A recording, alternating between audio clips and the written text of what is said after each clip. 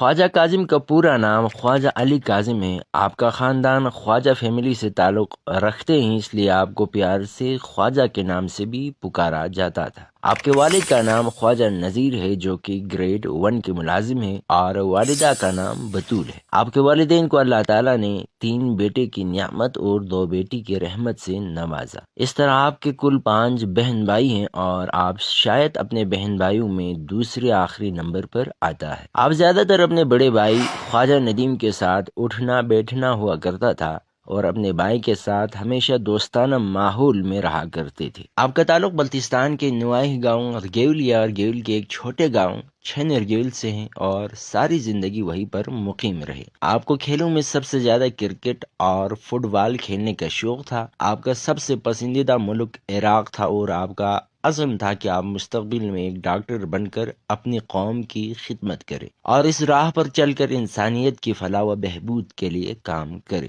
آپ بچپن سے ایک ذہین اور محنتی طالب علم تھے۔ اردو تعلیم کے آغاز سے قبل آپ نے قرآن مجید اور اسلامی تعلیمات کو اپنی زندگی کا حصہ بنایا، اور صرف 4 سال کی عمر میں چھن ارگیول کے ایک مدرسے میں داخلہ لے کر قرآن اور تعلیمات اسلامی کا باقاعدہ آغاز کیا۔ 5 سال کی عمر میں آپ نے چھن ارگیول کے ایک کمیونٹی اسکول میں نرسری میں داخلہ لیا، اور وہاں کلاس 3 تک اپنی تعلیم حاصل کی۔ اس کے بعد آپ نے چھن ارگیول کے گورنمنٹ مڈل اسکول میں 4th اور 5th کلاس کی کلاسز میں داخلہ لیا، اور بہترین نمبروں سے کامیابی حاصل کی۔ منقبت و نعتیہ مقابلوں میں عالمی سطح پر شاندار شہرت حاصل کرنے کے بعد آپ کو کلاس ہشتم میں اسکردو ایجوکیٹر اسکول کی طرف سے فل فنڈ اسکالرشپ کی پیشکش ہوئی۔ اس اسکالرشپ کی مدد سے آپ نے جماعت ہشتم میں اپنی تعلیم کا سلسلہ جاری رکھا، اور 2025 میں اس جماعت میں بہترین نمبروں سے کامیابی حاصل کی۔ آپ کی مسلسل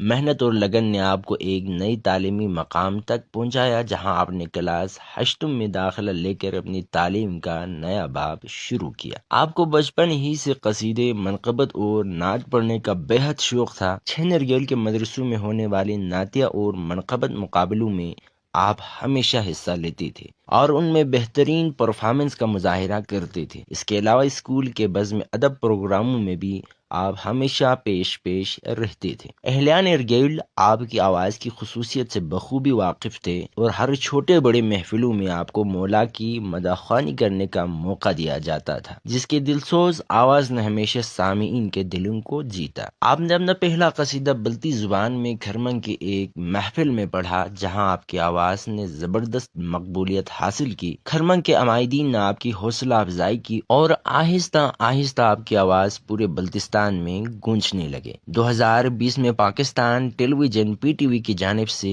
آپ کو عالمی سطح پر منقبت پڑھنے کی پیشکش ہوئی، اور اس کے بعد آپ کی آواز نے ملک بھر میں شہرت حاصل کی۔ آپ کی آواز اور پرفارمنس نے دلوں میں جگہ بنائی، اور آپ کو دستے حسین ارگیول کے نوحہ خوانوں میں شامل ہونے کی دعوت۔ 2021 میں آپ نے دستے حسین ارگیول کے نوحہ خوانوں کے ساتھ نوحہ پڑھنا شروع کیا، جس کے بعد آپ کا مشہور نوحہ سر جھکائے بین کرتی قیدیوں میں بے ردا سہمی کھری، کیا یہی وہ قافلہ سالار زینب تو نہیں۔ اس نوحے نے اتنی مقبولیت حاصل کر گیا کہ اس کی گونج پورے بلتستان میں سنائی دی، اور سوشل میڈیا پر آپ کے نوحے کے کلپس بڑے پیمانے پر شیئر کیے جانے لگے۔ بلتستان کے مختلف علاقوں کے علاوہ آپ نے وادی اسکردو کے مختلف محفلوں میں بھی حصہ لیا، اور آپ کی آواز کی مقبولیت کا دائرہ مزید وسیع ہوا۔ آپ کی تربیت اور آواز کی نگاری میں آپ کے استاد جاوید میر صاحب، نذیر ناز صاحب اور استاد فرمان انجم صاحب نے خصوصی توجہ دی، جنہوں نے آپ کو محفلوں میں اپنی صلاحیتیں دکھانے کا موقع دیا اور آپ کی آواز کی